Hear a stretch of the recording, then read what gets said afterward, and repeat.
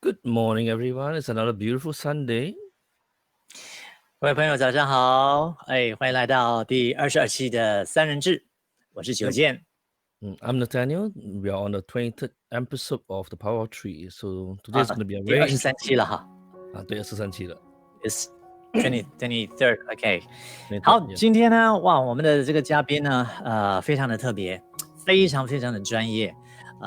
有一位呢，曾经已经上过我们的节目了哦，就是 Dr. Ly。可是这一次呢，他邀请到了他的女儿，同样是从事这个就医的这个领域医生的这个领域工作里面的。他现在呢是人在澳洲。今天呢，他们是我们的特别嘉宾。Yep. So today we have actually two very amazing doctor on our show. Of course, we have Dr. Ly in the past who have actually came on our show to talk about animals. But right now, we also have another of our special esteemed guest, which is Dr. Olivia Lesslar, her daughter, who will enlighten us more on the topic on autoimmune and a few other stuff as well. So, shall we ready to welcome them? Yep. Okay, just let me put them on. Always ready. Always ready. Ever ready. Ever ready. Okay, welcome, Dr. Lys, both of them, right? Yay! Good morning, both Dr. Good morning. Ly. 非常高兴能够再一次邀请到 Dr. Ly， 在几个星期前呢上节目，得到非常好的反应非常谢谢 Dr. Ly。那后来他就建议了，把我的女儿也找来吧。And here we are, Olivia, all the way from Australia today. Thank you so much for being with us this morning on a Sunday morning. Yeah. Not a problem. Thank you. Thank you. Yep. So thanks for coming on our show. Now we'll be having a few chat about what's going to be on pertaining to autoimmune and how stress and of course IBS and so forth. So let's look at Dr. Olivia. I believe you are an integrated medicine doctor. Tell us more about it. Yes. So integrative medicine is essentially the way medicine should be practiced. In other words, we're looking at the patient as a whole. We're taking into consideration not just what we see physically, but what we can see spiritually and emotionally and psychologically, and how that affects disease as well. We're looking at their environment, who their support structures are, the food that they're eating, the environmental toxins that they're being exposed to. And then when they show dis-ease or an illness, we go right back. We ask why. And then we try and fix the why so that we don't have to give them these ongoing band-aids, also known as pharmaceutical drugs, to tell the immune system to keep quiet. Just we fix why they got sick. And that is integrative medicine. Okay. So for Dr. Ly, which is your dad. Okay, I you believe can call me Dr. Olivia. That makes it easy. Makes it much easier, right? So for Dr. Ly itself, I believe you're also an integrated vet then. Yeah, well, I've been a practitioner of integrated medicine for the last 45 years. Wow. And I'm still learning. There's a lot to learn. And one of the things we discover when we practice integrative medicine, that means we don't practice alternative medicine. I'm still using drugs, surgery, pharmaceuticals, but it's important that we integrate it, like Olivia says, in the holistic treatment of the particular patient, because the patient must be treated as a whole, not just the symptoms. Yeah. It's not just the lungs, because no organ system in the body is alone. If the lungs are involved, there's something going on with the heart maybe, or the kidneys.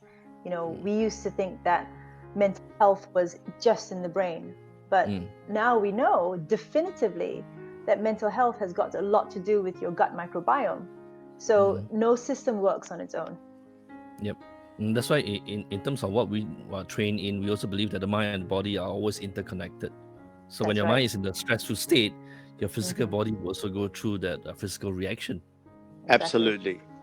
Yeah, And 所以这个突然间让我联想到 because myself I do vocal coach, and it sort of worked that way as well, because before that I think it sort of links to what Dr. Olivia and Dr. Lee is practicing as well, because before that we were always taught, okay, we use our vocal cords, sound vibration, and then we sing.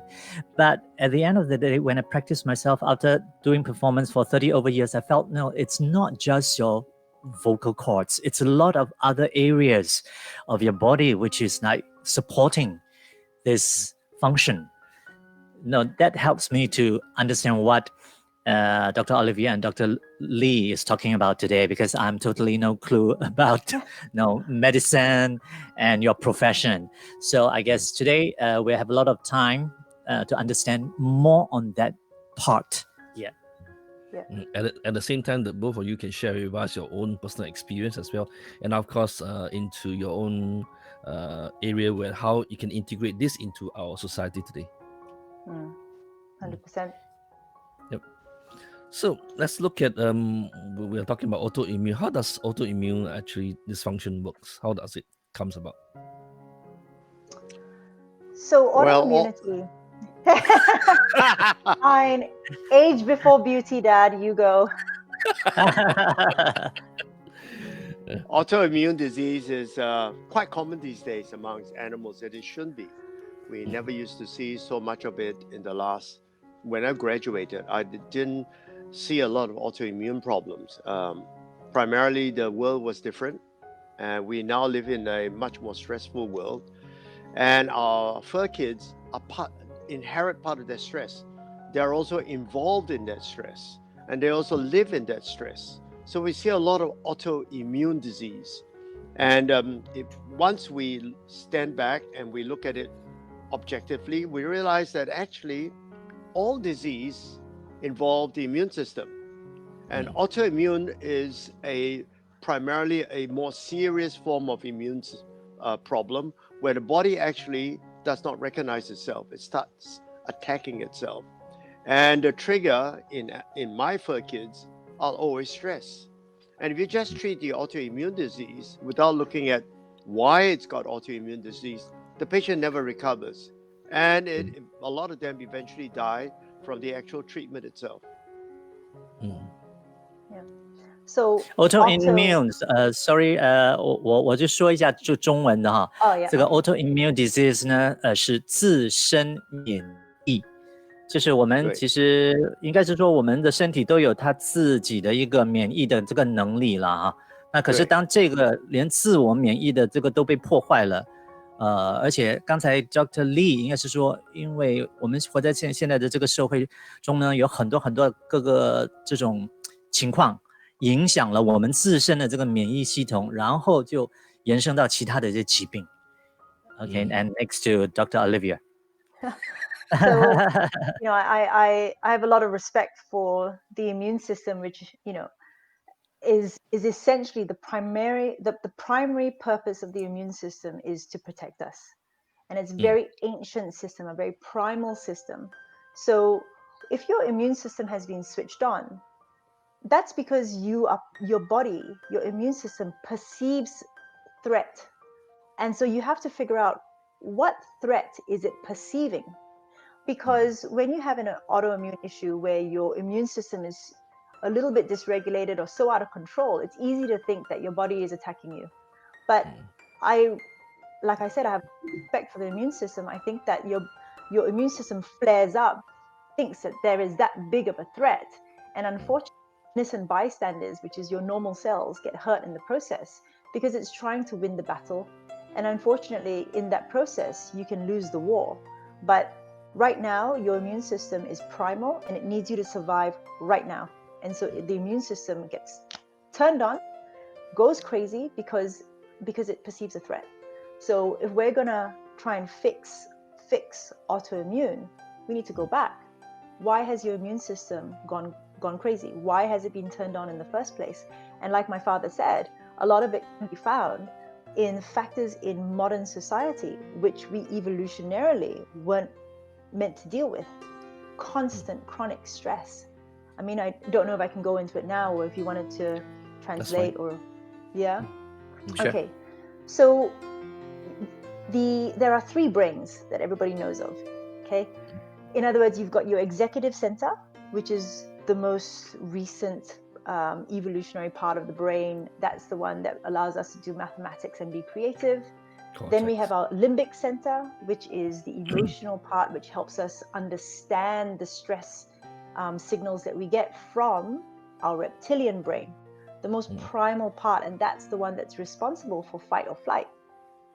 Now, because the fight or flight response is so primitive, it is the same chemicals, noradrenaline, adrenaline, cortisol, that you will produce if you have lost your car keys or if you are being hunted by a saber-toothed tiger.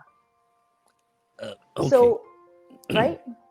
Yep. So if you go back to that and your sympathetic nervous system, your fight or flight is on,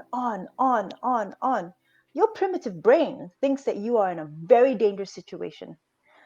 There is famine. There is a saber-toothed tiger out to get you. There is another tribe that want to cut your head off and eat your brains. I mean, it doesn't know that it's just that you have a deadline for university, you know?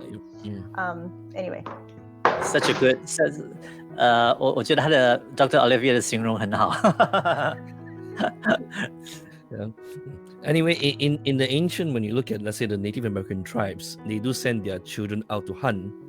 So, like what Dr. Olivia mentioned, the stress level kicks in. You have to look into fight or flight response. But in modern society, especially right now, when you have deadline, not so much about hunting an animal, but rather finishing your deadline for your report, getting your accounts ready, making payments. All these are also stress level that actually kicks in your in the stress level. That's right. And is that the main reason also why living in a modern society, we are so much better in technology and we are so much better than before, but how come there's so much more illness than before? 我在想的是，因为以前 just like what Nat said, you're being put into hunt, you're going to hunting, you're with the nature, you're doing a lot of things that could help your, natural immune system. But in the modern society, everything is shut off due to our lifestyle. And when something triggers something, then maybe your brain, like what Dr. Olivia is mentioning just now, have to work double hard because it's not used to it. And it have to start, working in a very short span of time to fight, the war. So is that because of the modern lifestyle? Part of it is also because as we live in this society, which is high pace, lots of stress, we actually lose sight of ourselves. We forget of ourselves, and we look for quick fixes. That's part of the problem. We have a problem, we take a pill, and we forget that we are actually involved in the whole process. Diabetics, when you have diabetes, let's just take a tablet or go for insulin. But hey, have you ever thought it's what you eat makes you who you are? We don't fix that. We look for quick fixes. So because that's the way we are thinking these days. And actually, as we progress, we're actually regressing. We're regressing in the way we look at the human body. We're regressing the way we feel and think. We're regressing about the most important part of us, and that's us, our body. We look outside everywhere for quick fixes. We want this, we want that, but how many of us exercise to look after ourselves? How many of us eat properly, read the right types of food? How many of us actually bother to take a break, breathe the air, look at the flowers, take a break from yourself rather than being stuck in front of a computer? I mean, these things actually intuitively, we know what is right, but we just don't do it because we are. It's easy. Yes, we take the easy way out. It's the path of least resistance. I think, Jian, what you were saying before about, the modern society and about, not being in a natural state, hunting or gathering food or whatever it may be. I think a really good example of that would be the fact that all of us in our brain have what's called a navigation part, which helps us understand where we're going, map our journey, use the sun and how birds fly and all things that we don't do anymore. And they've actually found using functional MRI that part of the brain is tiny in this generation because they use Google Maps. They don't know how to read maps. They don't know how to navigate anymore. So just something simple like that, which is a consequence of living in our modern society, what other neuroplasticity, what other changes to our brain has happened? So 3 simple things, maybe Dr. Paul, Dr. Lee, and Dr. Olivia can share with our viewers, because just now Dr. Lee mentioned about exercising, eating and activities, like giving yourself a break and all that. Maybe because some of our viewers they are online, maybe we can share with them how you consistently remind yourself or do something that in your daily life that might be helpful, or it's just as a reminder to our viewers. So there are 2 things that I absolutely am religious about now. One is sleep. 100%. You don't get your sleep right. I mean, you want to talk about immunity? Let's talk about immunity and sleep. An experiment showed that if you have 4 hours of sleep or disrupted sleep, just one night, your NK cells, your natural killer cells, which is part of your immune system, drops its activity by 70%, 70% the next day. Wow. If you have one night of poor sleep and you get a vaccination, the immune response to that vaccination drops by at least 50 or 60%. And that vaccine is not as effective as if you had proper sleep. So there is no 2 ways of you don't pay the price now, you will pay the price later. It is only through sleep, good sleep. I'm not talking about length here. Well, of course, how much sleep you're getting. Usually it's about 7 to 8 hours is the sweet spot, depending on your age. But when you're getting good length of sleep, and importantly, the quality, going through all the different phases, making sure that you've got REM sleep and non-REM sleep and all the rest of it, only then, during slow wave sleep or deep sleep, can your brain lymphatic system open up and clean out the toxic metabolites. It only happens then. A small amount will happen during exercise, but nothing compared to sleep. If you take an experiment and you actually deprive rats of deep sleep, they die. That's how important good sleep is.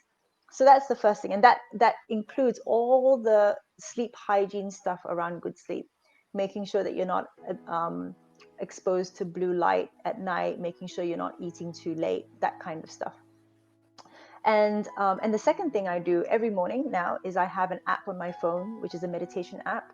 I wake up, I turn that on straight away, because at least I get my 10 minutes of meditation in.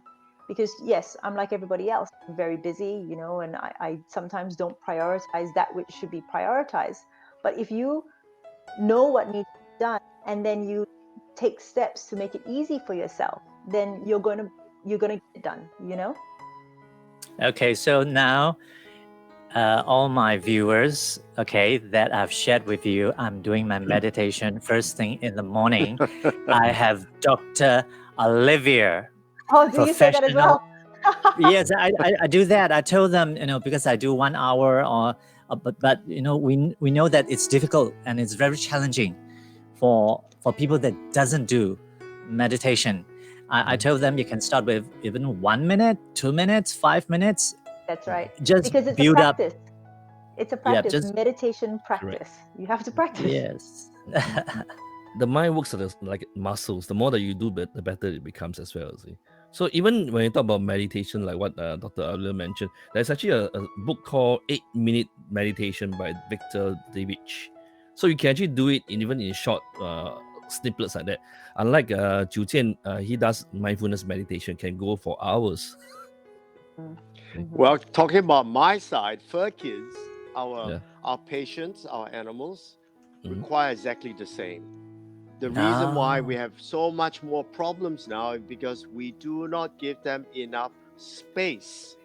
We forget that these animals need time by themselves. They don't need to be constantly hugged and stroked and pulled. And, because I see more problems now recently during the lockdown, during the COVID lockdown, because these animals are overstressed. They're stressed because the minute the owner wakes up, the first thing they do, the fur kid parents, is grab them, give them a hug and kiss them and hold them. And, these animals just woke up. What they need to do is they need to go for a walk. They need to be away from you for a while.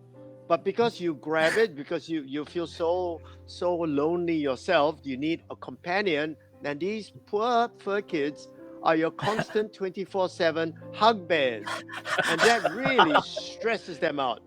So you need to take them for a walk in the morning, give them time to smell the grass, smell the flowers. I mean, you don't have to do anything to them. That's their space time. That's their time in which they meditate, in inverted commas. And at night is the same. Take them out for a little walk. Don't overcrowd their space. Give them time to smell the flowers and the grass. And that's meditative for a lot of patients. So if the vets are listening, they know what I'm talking about. Recently, in the last 6 months, we have more immune system problems than before the COVID. And I sat down and think, this is the reason why. Actually, too much of you is actually very stressful. I'll give you an example. I had a very good friend.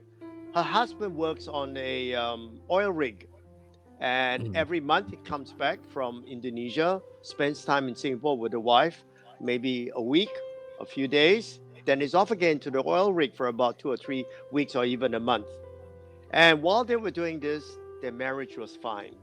The minute he retired, he's at home every day, and boy, that became a problem. It was so stressful for her. She could no longer take it because they're in each other's space all the time. I think that's going to come out in studies next year of the emotional problems coming out of COVID between people, humans and their spouses, humans and their children, with people and their fur kids. I think this is actually a very important topic. Yep. And you mentioned about bringing on a run, for example, the dogs. Recently, I came across a very interesting sight. There was this chap who was doing his regular exercise on the bicycle, and on his right shoulder stands actually a parakeet. It's free.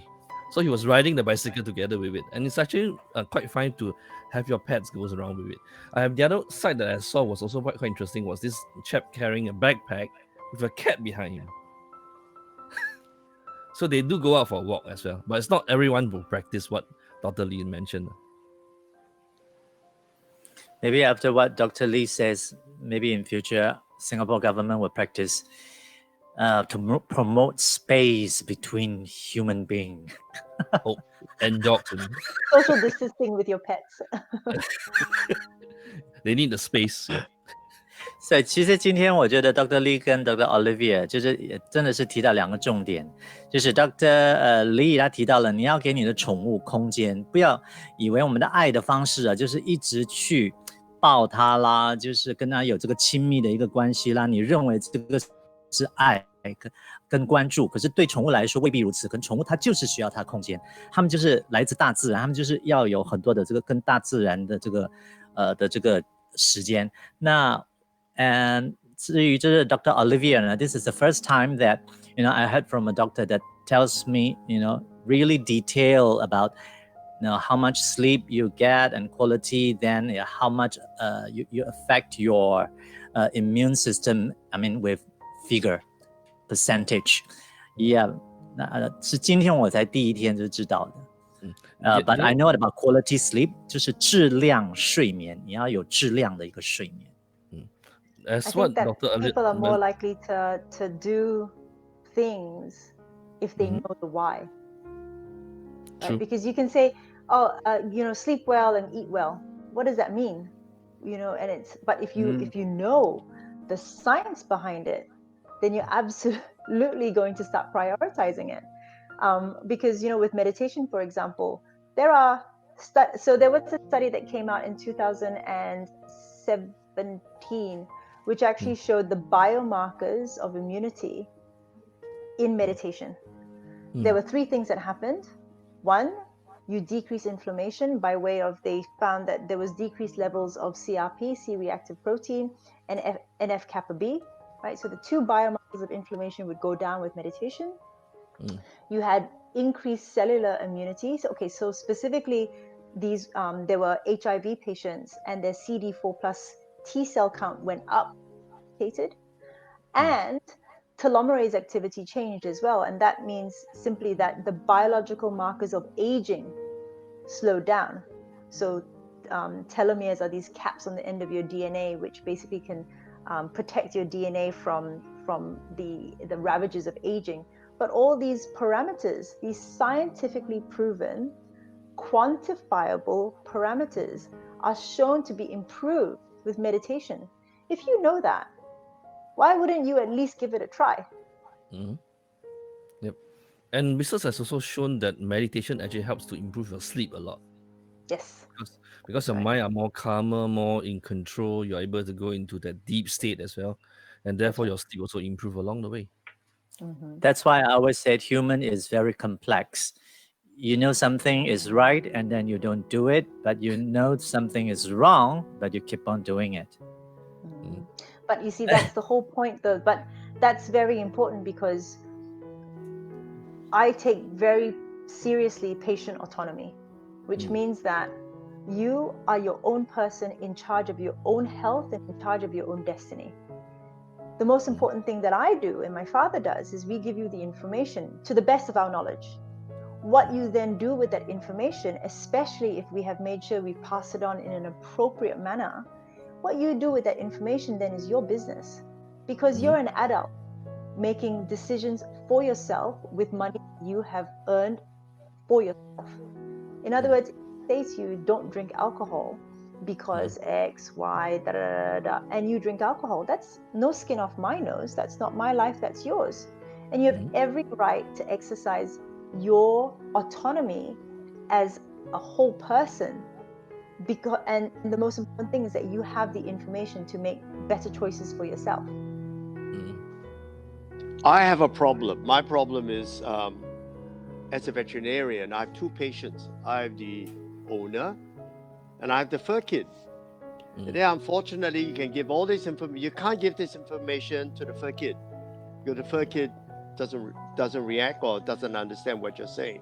You give this information to the client, so that this information can be translated in the way you look after your fur kid, in what you feed and how you exercise it and how you give it space. But unfortunately, the minute I give this information to the client then goes straight onto the internet to check out that information. And then somewhere along the line, that information gets changed, diluted, and then it's translated to the fur kid. And the next thing you know, the patient comes back in and said, it's no better. In fact, it looks worse. Oh, well, I went on the internet and someone said this and someone said that, and you just prescribed this diet, and no, this person said only processed food is healthy, and you shouldn't be giving it fresh, and this just goes on. And at the end of the day, what you do as a parent of these fur kids, unfortunately, the repercussions are not so much on you, but they cop it. Your fur kids are the ones that suffer the wrong decisions or the bad decisions that you make. So you got to constantly at the back of your mind understand that you are responsible ultimately on how the health of the patient, of the fur kid, turns out. So be very careful of that. Be mindful of this. whatever decision you make, rightly or wrongly, affects the fur kid. 所以我说今天邀请Dr. Olivia 还有 Dr. Paul、Dr. Lee 的这个作用呢，就是因为几个星期前我们就只是提到宠物just fur kids，那可是今天呢Dr. Olivia 的这个加入，我们就比较重点是提到这个人，所以其实我们是从这个宠物跟人之间的这个关系，我觉得是延续到今天我们要聊的这个话题，他们是共存的，所以很多时候我们都必须要了解双方面的一个需要，然后做一个最好的配合。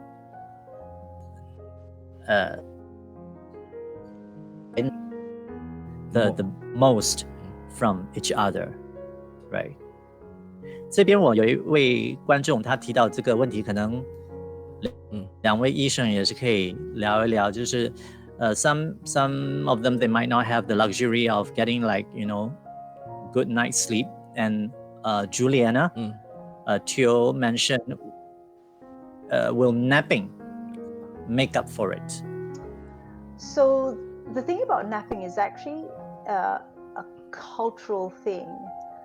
Some cultures are well known for doing a siesta, like the Spanish, for example, and it has been shown that this can make up for it, but it actually depends on the nap itself.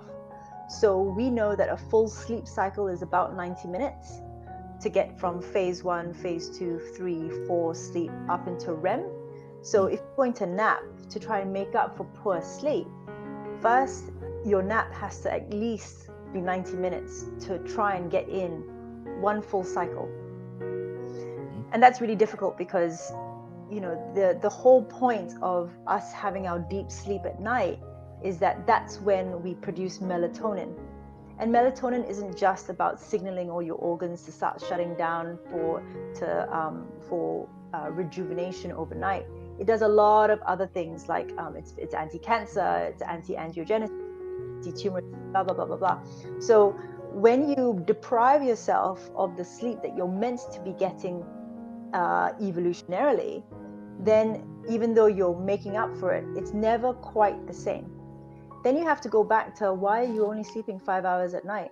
Because there's going to be a problem somewhere. So go back to the root cause. If you're sleeping for only 5 hours because of noise, because of light, because of work, because there are a lot of things that you're doing to try and optimize your sleep before you start trying to stick band-aids on things by asking, okay, what if I take drugs, or what if I do this, or what if I do that? But yeah, so napping in some people with the right, it does actually help a little, but it's still not the same as continuous good quality sleep at night when your body is optimized for sleep. One of the things I found with sleep is that exercise, if you exercise regularly, it helps you to have a better night's sleep. It really does. Because when you exercise, you switch a lot of body functions on, a lot of hormones get produced, and all of this is part of your sleep cycle. And one of the things that interferes with proper sleep at night, this is when most people sleep, is that you should avoid activities that stimulate the brain just before you fall asleep. Like going onto the computer, playing mind games, doing all of that. So your whole body's awake, you're producing all these biochemicals that's stimulating your mind, and then you close your eyes and you expect to sleep. Your body takes time to wind down. Don't wind it up just before you fall asleep. And one of the worst things that we do in our society today is before you sleep, you go onto your computer, you go onto your laptop, or you turn on your handphone and you look at all these horrible news around the world, the number of people that are dying from COVID and all these terrible things that people are saying about each other or saying about you on Facebook. How would you sleep? I mean, the minute you come home, have a meal, have a warm shower, and really, you shouldn't do what people do, most people do, and switch on the computer. Because that, to me, is bad. And also, the other studies have come out that all that electromagnetic frequency running around the room, radiating from the computer, actually does affect you psychologically, mentally, and therefore physically. Yep. In actual fact, like what Dr. Lee mentioned about sleep pattern, especially when it comes to at night, the last thought before you goes into your mind before you sleep is very important. So, like what Dr. Lee mentioned, if you're watching Facebook, you watch a horror movie, you end up having a nightmare. So, if you read 50 Shades of Grey, of course, you have a different type of dream.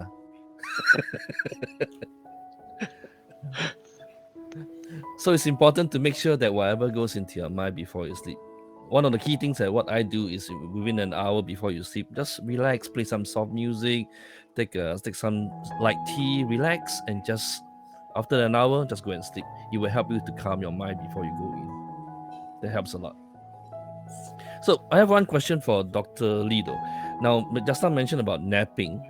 Would napping with animals work?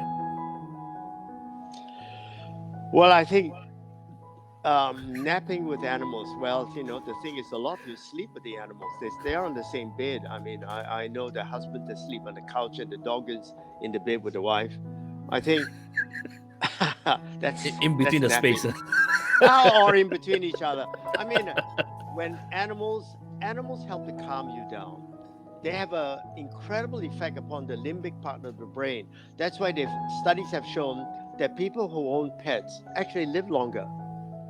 And it's especially people who are elderly, and because when we share space with an animal that's usually calmer than we are, they don't read Facebook, they're not on the computers, their whole electromagnetic frequency is very calm, and it's better for that kind of frequency to be interacting with us than another person who's on fire, who's angry, who's upset, who's just been on Facebook, like you say, watch a horror movie crawling to bed next to you.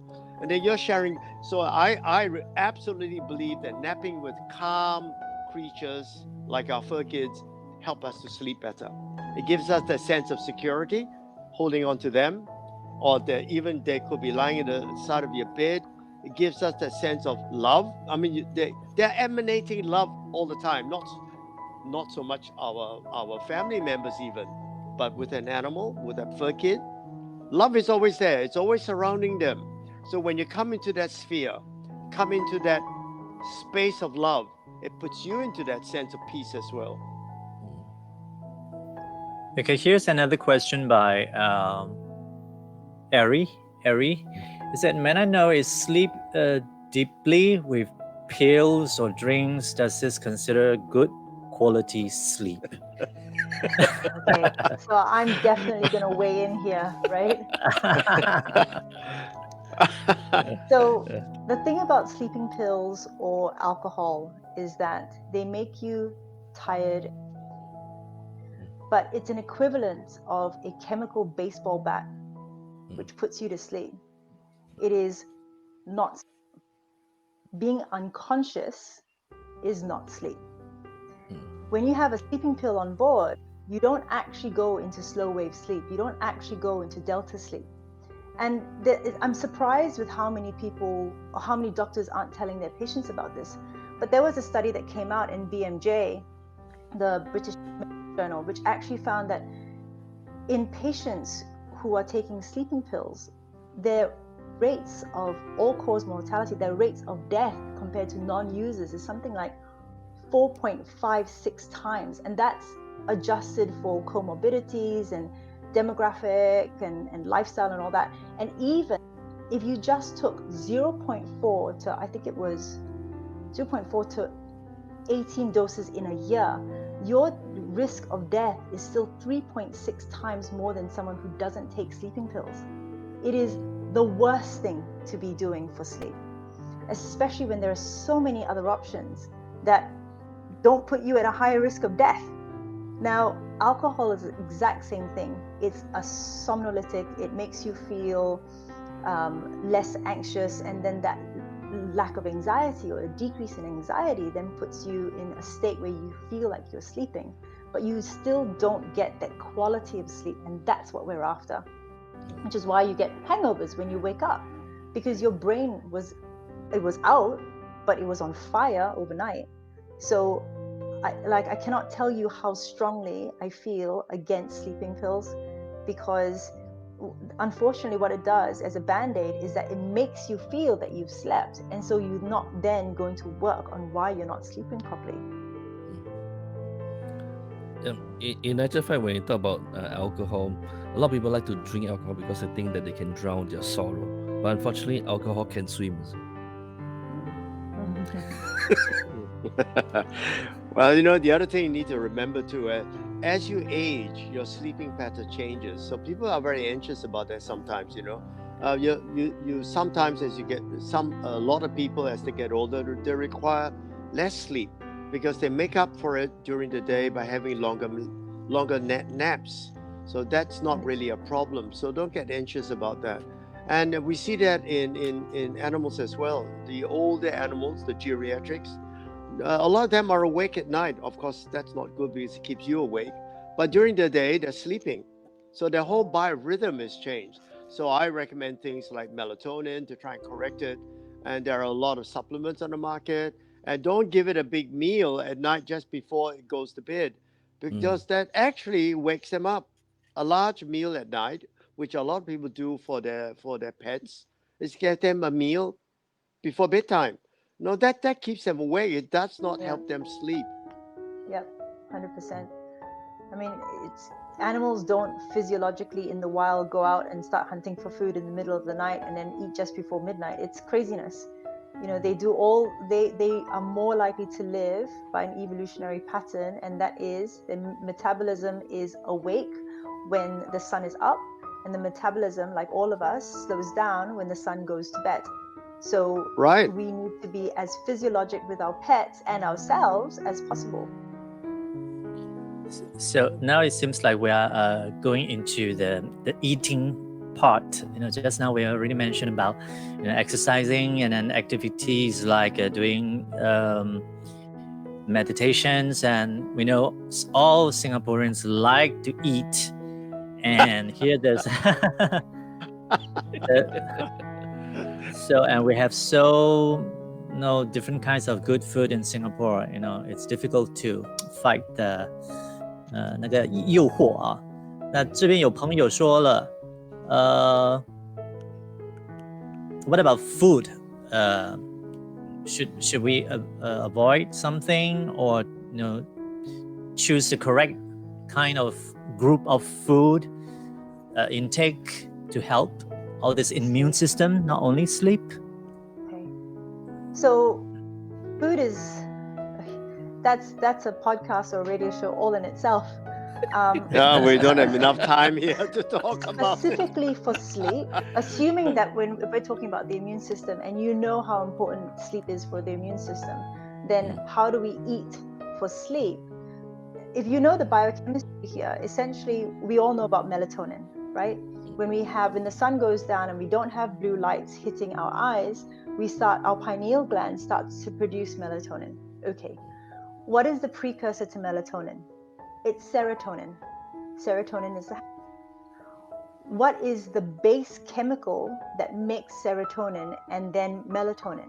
It's tryptophan. It's L-tryptophan. It's a type of amino acid. So if you're having problems with sleep, you need to look at how much tryptophan that you're actually giving your body so that it's got enough building blocks to make melatonin. And part of why exercise is so important, as my father was saying, for sleep, is because you go from tryptophan, serotonin, and melatonin, but it skews to a different pathway called the quinolinic pathway, which eventually leads to neuroinflammation. But the point of that is that when you exercise, you push the tryptophan pathway to the serotonin pathway, which is why people get those highs after exercising. You're pushing the tryptophan pathway to serotonin, able to make more melatonin, as opposed to wasting it on quinolinic or the kynurenine pathway. That's beside the point. But yes, food does absolutely affect sleep, making sure you have enough tryptophan, but also making sure that you're having food that doesn't give you these sugar spikes. So these crazy high GI foods, these processed foods, these rice and the noodles and bread and buns and muffins and cakes, all that does is spike your glucose, wake you up, wakes your organs of digestion up. And because the organs of digestion also have what's called peripheral circadian clocks. If your organ of digestion, let's just say your pancreas, knows that evolutionarily after about 7 or 8 o'clock, it's time to shut up shop because now it's time to rejuvenate. It's going to be sleep time. And then you give it something to do. It wakes up. And then when that wakes up, it wakes up all your other organs of digestion. And when your peripheral clocks are awake, it wakes up your central clock. As well, if you're having a lot of, they always say, for example, Chinese restaurants will have MSG or whatever it is. Monosodium glutamate. Glutamate is neuroactive. It is a neurotransmitter that's stimulatory. I mean, I could go on and on. I'll stop there. It's the same for for pet kids. food. Yeah. Pet foods, I mean, pet foods is actually burnt food. Dry food is burnt food. That's why it looks like that. It smells like that. So in order, because I'm a pet food manufacturer, my company is called Addiction. But when we make pet food, we have to put in flavorings, especially dry food, to make it taste better. And all these flavorings and stuff that we'd add in is during the process and sometimes towards the end of the process. So we are actually not talking about food per se. So this food has a lot of stuff in there, chemicals in there, that actually are not actually all that good for you. So these foods actually do wake the animal up. And then some of these things that Olivia talked about, monosodium glutamate and all that, it's found in a lot of pet foods. They put a lot of MSG in there. They don't claim it on the packing because it falls below a certain percentage. You don't have to claim it, you don't have to say it, but we know it's there, because otherwise we call them flavor enhancers. What does that mean? So these things are synthetic stuff that we add into food for pets. I think we need to wake up to the fact that fresh is always better.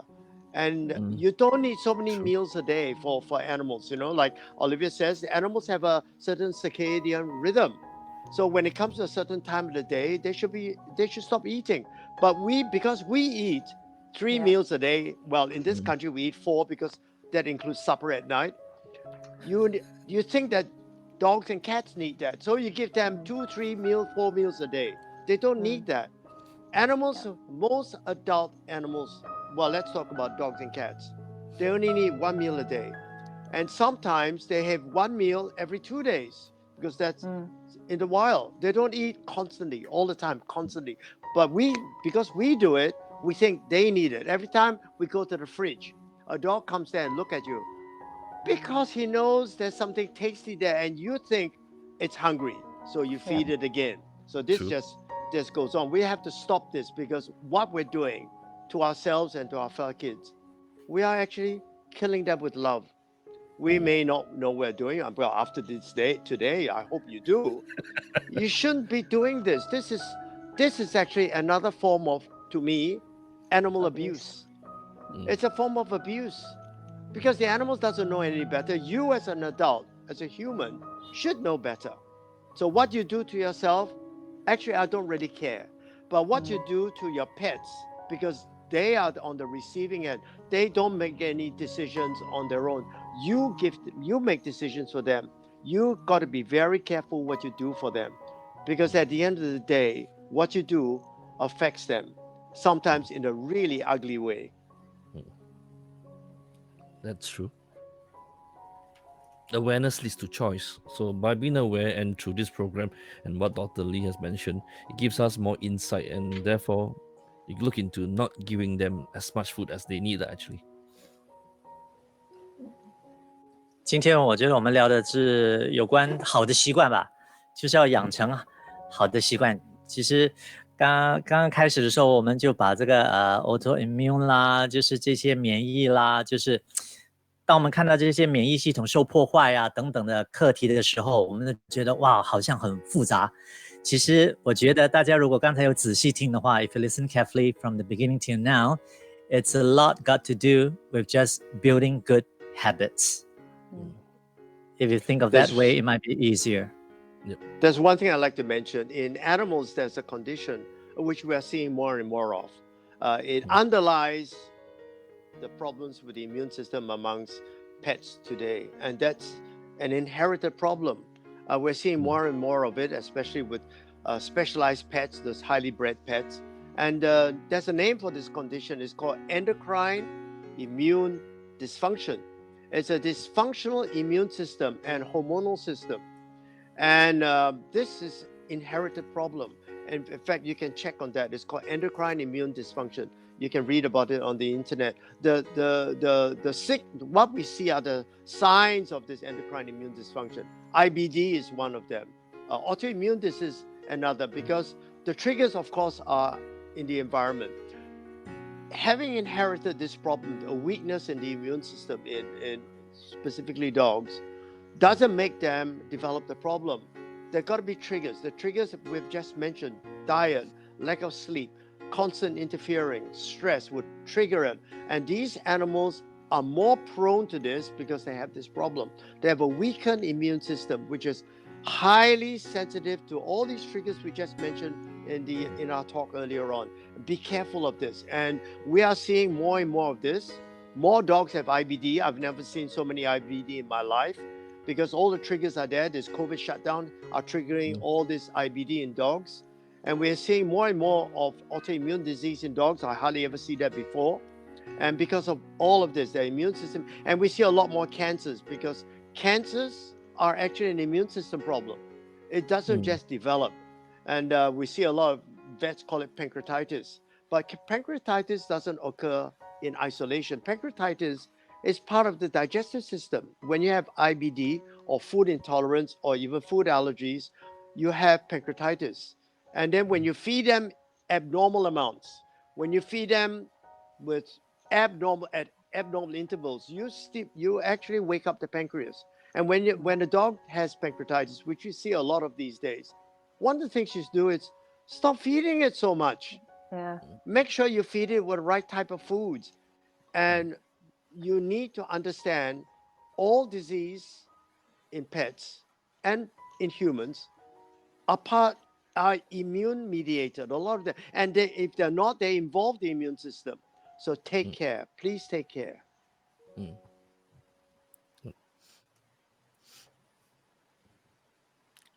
So I believe just now Dr. Lee mentioned about cancer as well, and Dr. Olivia, you have a program that's coming out called Emotional Wellness and Cancer, right?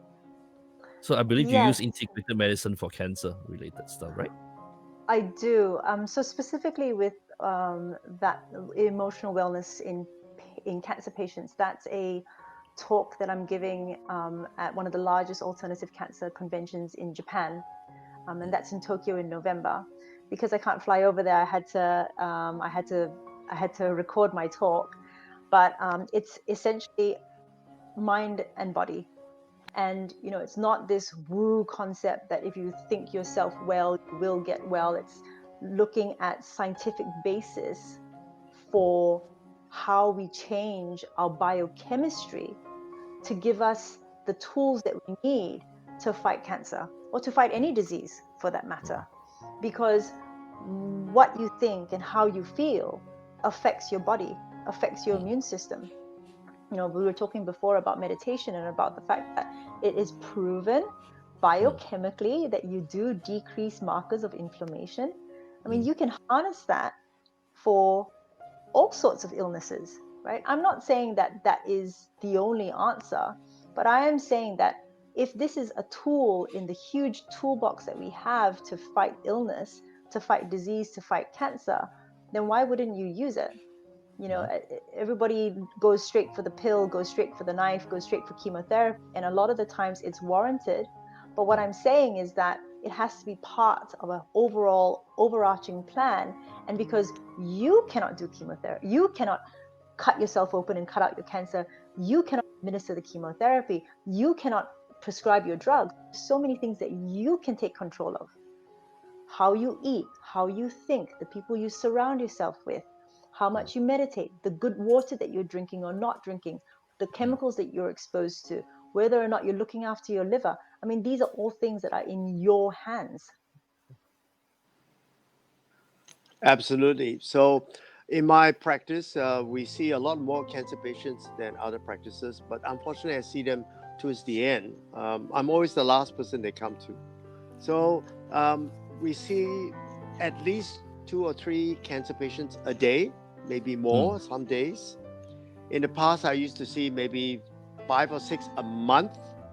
In the last 10 years, we see 2, 3, 5, 6 a day. And that's a bit scary because I think, well, the world has changed. The thinking has changed. The pet has changed. The pet has become part of the family, which it should. So they share all our faults, our goodness and our faults together.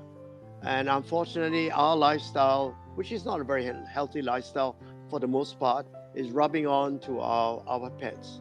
Most of them eat instant food, like you eating instant noodles. There is no more fresh food or very little of it.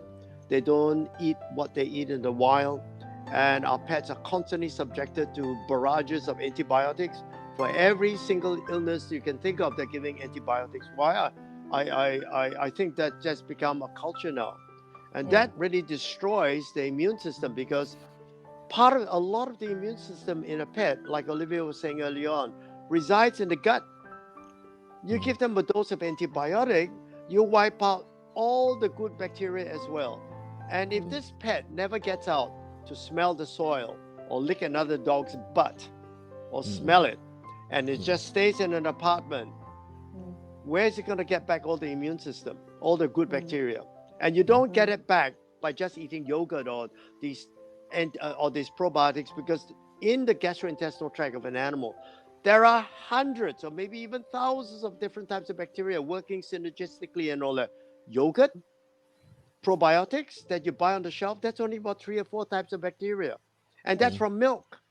It doesn't, a lot of these are not natural residents in the Yes, they help a little bit, but they're not natural residents in the gastrointestinal tract of dogs. So we need to understand, when we talk about cancer, the first thing you do, like Olivia says, do the things you can do, which is actually the most important.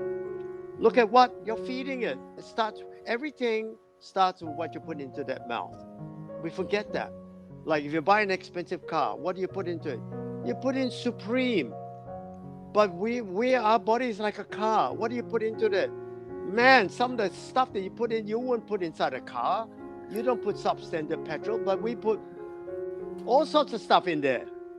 And we forget that this is the most important part, the living person or the living pet. So what starts with what you eat. And then when you come to my clinic, some people get very upset. Say, Dr. Ly, all you do is nutritional management and supplements. I say, yes, what do you want me to do? It starts with what you eat, and it starts with we do immunotherapy. So we help the immune system, because the immune system is as important as surgery and chemotherapy, because it's part and parcel of the fight. Your immune system is very important. So how do you help the immune system today? We give them different types of probiotics, and sometimes we give them shit to eat. That's called fecal transplants, because they just had 2 weeks of antibiotics somewhere else. For cancer, I don't know why, they give them 2 weeks and all it does is destroy the immune system. And sometimes to do a quick fix, we have to take stools from a healthy dog and give it to them so they can get a full complement of bacteria back in. So this is what I do, but people don't understand that. They think, oh, you're just giving vitamins, you're just changing the diet. How can that help with this dog's illness? They really, really forget the fundamentals of health starts with what you put inside your mouth. In doctors' circles as well, it's not about understanding nutrition, because I get that that's not an interest for a lot of doctors, but this is basic biochemistry. If you don't have the building blocks for your immune system, like vitamin A, for example, or zinc, you will suffer the consequences at some point. So the one thing that COVID has done is all these studies have now come out, clamoring, trying to figure out what makes a patient survive it and what makes a patient do worse. And one of the things that have come out, metabolic syndrome. If you're overweight, if you have high blood pressure, if you have deranged lipids and sugars, you will do poorer. If your vitamin D is low, you are more likely to go into ICU with COVID and die. If your zinc is is suboptimal, you are more likely to go into ICU and die. If your vitamin K is suboptimal, you are more likely to go into ICU. So it goes back to what building blocks do you have for your immune system? And if you think that, we should just be getting everything from our food, which we should, but if that were the case, then why does the government mandate, regulate, and demand that salt is iodized in Australia, for example? It's because people aren't getting enough iodine from their food. There was a thyroid issue, so the government, you have to do it. For salt, you have to put iodine in. Now with the rise of Celtic sea salt and Himalayan pink salt, we're now seeing issues with people having too little iodine, and then their thyroid is being disrupted because there is no iodine that's being put into those salts. Why is it if everything is in our food and you don't have to supplement? And again, let me just say here that I absolutely agree that you should be getting everything from whole food. But the problem is people aren't. And if you think that there is no place at all for supplementation or augmenting the nutrients that you're getting with supplements, then why is it in Australia the government mandates, it is by law that all white flour here has folate? Because there's a folate deficiency in our society, and the only way the government can get it in you is because it knows how much rubbish white bread you're eating, and so it puts the folate there. In is it Colombia? They actually have a vitamin A, and so where do they supplement their vitamin A? They put it in sugar because they know everybody is going to eat bloody sugar, and that's how they get their vitamin A in it. And this is the case across the world. In science, you can Google this now. Scientists are asking for governments to put vitamin D in bread because of COVID. Well, I'll take it up from there. We have animals that are supposed to produce their own vitamin C, vitamin B, especially cobalamin, and vitamin D, but they're not doing that. And why is not doing it? Because the poor cat and the poor dog never gets into the sun, because you get vitamin D from exposure to sun. Yep. And why are they not producing vitamin B12 and all that from the gut and vitamin C? And because they don't have the bacteria for it. Yes, I was about to say that. Recently there was some vets rushing around presenting a paper that you need to give cobalamin in cats because they're deficient, but nobody asked them why. Because the cats in the wild produce it, don't have a problem, and cats in the past don't have a problem because we're giving antibiotics. And people don't question that. They think, cats need cobalamin, so they give it. We've been doing that for the last few decades. It's not a new problem. We know that if you give this animal a course of antibiotic, you kill the bacteria that actually produces vitamin B12 and vitamin C. It's like, and what's the matter with you guys? Exactly. And nobody asked that. They say, it's a B12 deficiency. But why? Why? Nobody asked why.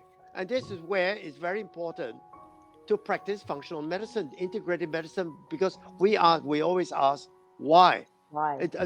Disease is not just happens. There's nothing spontaneous other than the creation of the world, and there's nothing else that is spontaneous. But we look at disease like it's spontaneous. Well, forget, there are triggers. There are reasons for everything that happens in this world. Nothing happens without a reason. So coming back to autoimmune itself, what would be signs and symptoms of a weakened immune system for human and maybe for pets later? Olivia? So you catch colds or catch illnesses more often, sore throats, stuffy nose. You feel it in yourself. You have more fatigue. Usually you'll have some sort of a skin. Skin is always one of the first places to express an issue, because that is how the body tries to get your attention, by putting it on your skin. So rashes are very prominent in most autoimmune conditions. And then your gut, whether it's a change in bowel habit, constipation or diarrhea or both, bloating, cramping, farting, burping.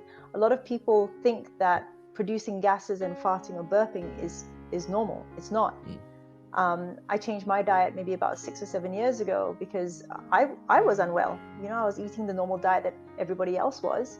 And I was unwell, and I changed my diet about 6 or 7 years ago. And I stopped farting.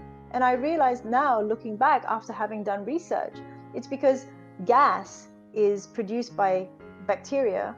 You feed the wrong bacteria the wrong foods, they start to produce gases, and that's what bloating is. That's what the burping is. That's what the farting is. So these are all signs that your body is trying to give you. And you really need to stop using Band-Aids and telling your body to shut up. So if you have heartburn, don't take an antacid. Figure out why you have heartburn, because that's your body trying to talk to you. If you have lots of farting and it's very smelly, or you've got diarrhea, or you've got constipation, don't take charcoal tablets and tell your body to shut up. You need to try and figure out why it's doing that. If you have rashes, that's the biggest one. If you have rashes, don't go out and get cortisone cream straight away. Or by all means, of course, use something like that as an adjunct to help you with your symptomatology. But don't just tell your body to shut up and be on cortisone cream for the rest of your life. You need to try and figure out why you have those rashes. Same thing as So eczema, I believe. Well, eczema is just a name for a skin problem. It's not a disease on its own.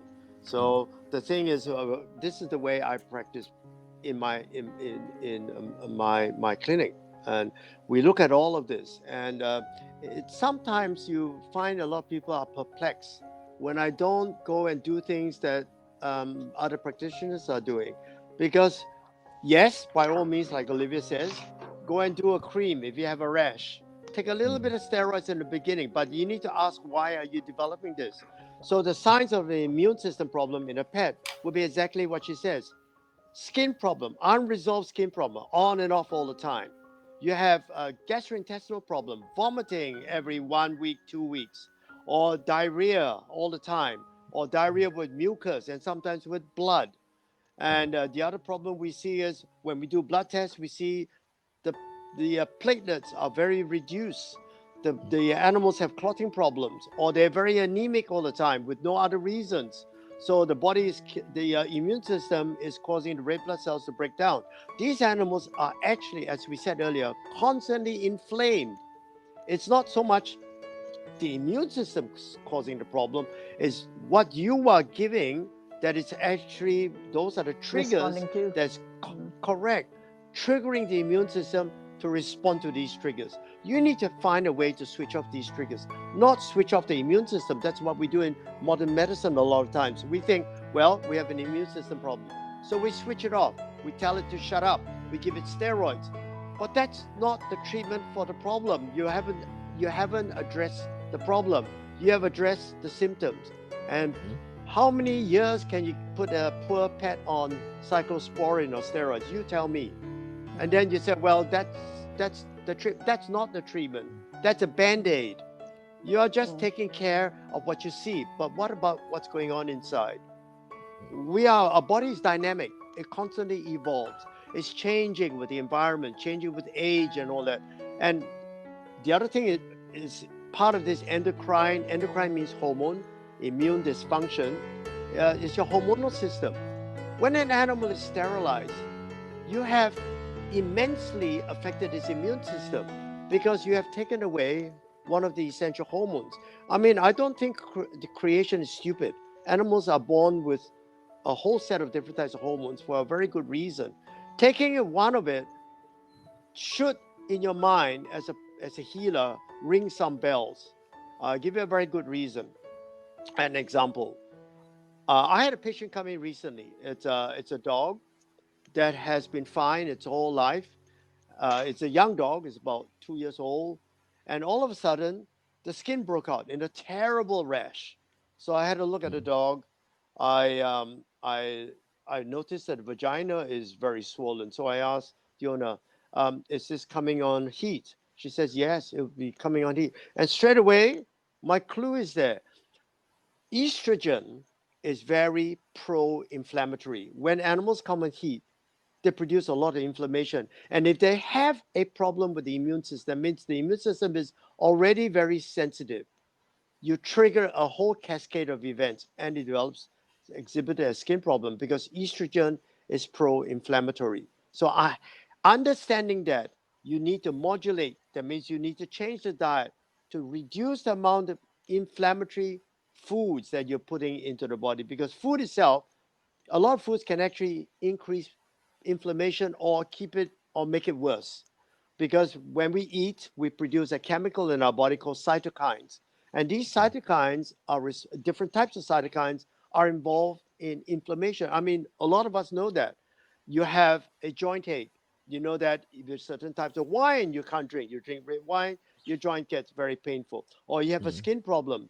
The Chinese says don't eat prawns because prawns are highly allergenic. And sure enough, in some people, they eat certain types of food, the whole body starts to itch even worse. So we know that from our own experience. It's the same with our pets. So immune system, there are triggers. We need to address the triggers. Otherwise, we can't help the immune system. The immune system is just responding to all sorts of things on the outside. Yep. So I just want to very quickly, because I know what some people will be like. They'll take that bit of information and run with it.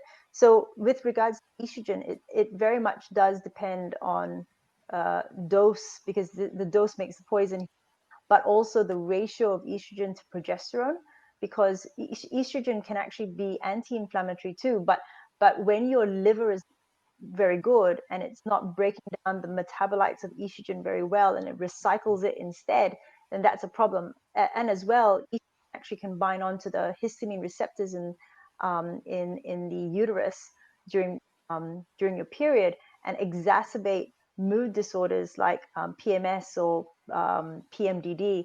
So that's why it seems as if estrogen can be quite pro-inflammatory, but actually it can be, but there are lots of different Types of estrogen. Here. Yeah, so exactly. There are 3 types of estrogen. You get estradiol, your estrone, and each one has its own special sort of pathway and its relation to progesterone and LH, FSH. So if anybody here, they feel they've got hormonal issues around their periods and their menstrual cycle, this is something that they need to speak to a doctor who really understands this and who's not just going to throw some drugs at them, because it could very well be the liver is just not functioning as optimally as it should, and it's not breaking down the metabolites of estrogen very well. Yeah, picking up on that, one of the things that we see in dogs is dogs that are not sterilized are prone to prostatic enlargement and also prostatic cancer. But testosterone itself, which is the male hormone, doesn't produce this. It's the type of testosterone.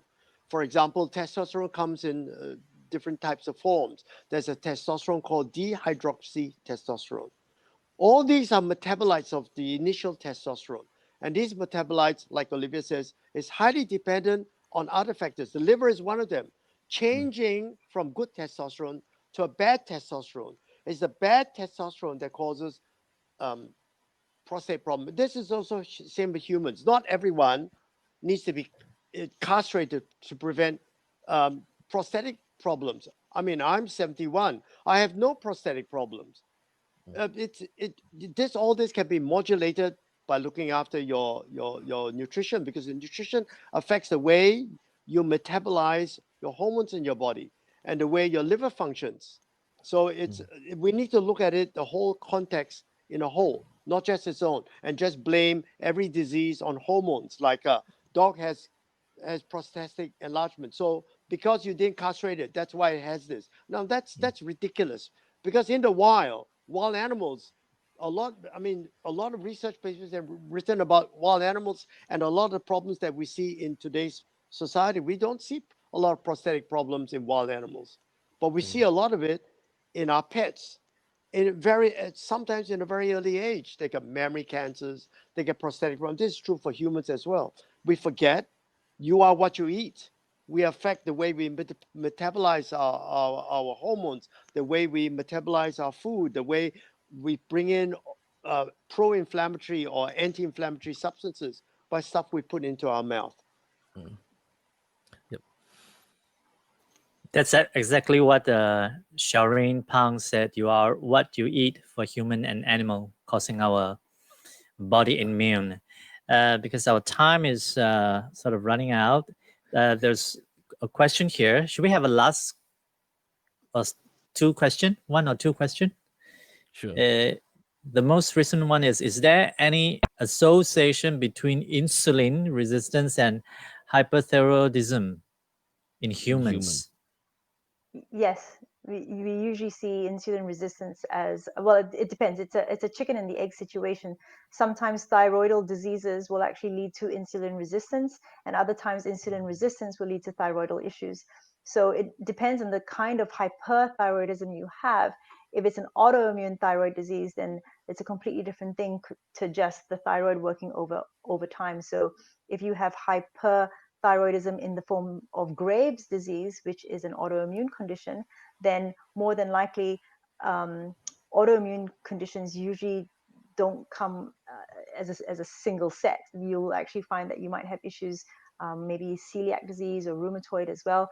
There's a lot of cross-reactivity with regards to autoimmune conditions, but essentially hyperthyroidism or hypothyroidism for that matter dictates very much about homeostasis with regards to weight and how you package lipids, how you package fats, how you utilize fats, and again, your metabolism in general. So yes, there is definitely a connection. Yep. So let's look at any more questions. I believe a lot of them actually had great learning from this particular talk that we had as well. So Felix mentioned that finding out the root cause is very important, and they actually find it very fruitful, a lot of them. And when you see a doctor, in future, if they just give you, whatever medicine just directly, and you have doubts like, shouldn't my doctor be asking, doing more research and asking why I'm having these symptoms or what, then maybe you should reconsider your doctor. And just now I have earlier on, someone mentioned high blood pressure. If I just coming back to that, what Okay. we're just talking about asking doctors. Most doctors have clues. They understand a lot of what we're saying, but sometimes they get so busy. They're so it's easier just to dispense something and you go away. But what you said is correct. You should ask your health practitioners, is there a reason for this? And if you sit them down, and a lot of them will sit down and give you more info, but you just need to spend a bit more time with them. And back to just now, the question is, if someone is having high blood pressure without medication, is there any options to deal with high blood pressure? Yeah, so look, there are loads of different ways to deal with high blood pressure. First of all, I'm not going to go into it, but you need to obviously figure out why you have high blood pressure. A lot of people don't realize that an excess of fructose, which is fruit sugar, specifically fructose, and also in the form of high fructose corn syrup, which is the number one way to sweeten processed foods, actually leads to an increase in uric acid. And in animal studies and now in human studies that have been done in the last 10 years, actually shows that there is a direct correlation between fructose intake and blood pressure. And that's because what happens is when you take in fructose as compared to every other nutrient, it is the only nutrient that goes into your cell and actually has a short-term drop in energy production. It goes from ATP to ADP in the way your body's trying to metabolize the fructose. When you have the ADP, it actually signals to your body that there's an issue. And there's a whole bunch of things that wind up happening, but you wind up getting high blood pressure. So that's the first thing that I would do. The second is that we as a society in general in the first world have a insufficiency of magnesium. So you need to really make sure that if your blood pressure is definitely high, you need to be on at least 300 to 400 milligrams of elemental magnesium a day. Now, how does magnesium is just a supplement. How is it going to help my blood pressure? Just know that in hospital, when a pregnant woman comes in and we can't give her all our fancy drugs, the thing that we give a woman who comes into hospital who is pregnant with high blood pressure is that we give her magnesium sulfate. So yes, Absolutely. magnesium for blood pressure. Yep. Well, we have come to the end of the show actually. There'll be a lot of questions anyway. It's always nice to have our doctors on our show. There'll be tons of questions, and it's always educational to the audience. So thank you, both of you, Dr. Olivia as well as Dr. Lee. Thank you. Thank you. Thank you so much. Thank you so Okay. much. Thank you. So before we go, one thing is basically, I remember what Dr. Olivia mentioned is, so the key thing is meditate and sleep. Yes. So Yeah. make sure you have lots of it. Yes. And if you can eat Give your way spa- into a disease, you can eat your way out of it. Give space to your pets. Oh yes. The space in between the bed. No?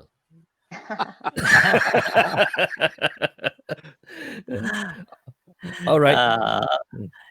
Okay, thanks to have both of you on the first day of November. I think there's a lot to, to gather back after watching this interview for the last 2 months of 2020. Hopefully everyone will start, building up your good habits and especially your immune system, which is so important to all of us. Yep. So Thanks very much. Yep. So thank you, everyone. We'll see y'all next week at 10:30 a.m. on Sunday as well on Power 3. And for the two guests, after I go offline, we'll have a short chat. Will that be all right?